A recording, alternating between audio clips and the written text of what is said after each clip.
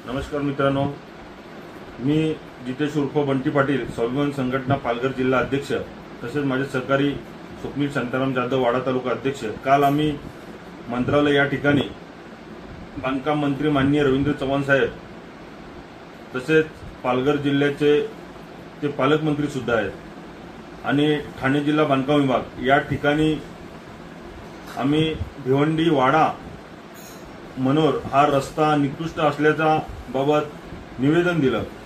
मी आपल्या चॅनलच्या मार्फत एवढी विनंती करेन की भिवंडी वाडा मनोर हा रस्ता जिजाऊ कंस्ट्रक्शन आणि मयूर कंस्ट्रक्शन हे दोन कंस्ट्रक्शन कंपनी हा रस्ता दुरुस्ती करीत आहेत। या रस्त्याची आज अवस्था बघितली तर अतिशय भयानक आहे। दररोजच दिवसाला या रस्त्याला 8 ते 10 ठिकाणी अपघात होत असतात। अनेक गाड्या नादुरुस्त झाल्या आहेत, अनेक लोकांचे शेकडो लोकांचे या रस्त्यात बली गेलेले आहेत। अशी परिस्थिती असताना हे दोन्ही ठेकेदार डोळे झाकपणा करून या रस्त्याची कुठल्याही प्रकारे दुरुस्ती करत नाही।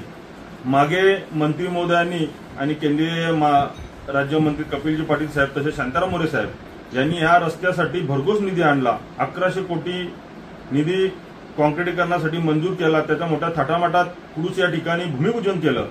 या रस्त्याची कामाला सुरुवात होणार अशी परिस्थिती असताना आज या रस्त्याची या ठेकेदारांना, जे ठेकेदार आता दुरुस्तीचं काम करतात, यांनी या रस्त्याची अतिशय भयानक परिस्थिती करून ठेवली। या रस्त्याकडे कोणी ढुंकूनही बघायला तयार नाही। खरं तर या पीडब्ल्यूडी खात्याचे जे पीडब्ल्यूडी जे अधिकारी आहेत ठाणा किंवा पालघर जिल्ह्याचे दोन्ही जिल्ह्याच्या या बांधकाम विभागाच्या अंतर्गत हा रस्ता आहे।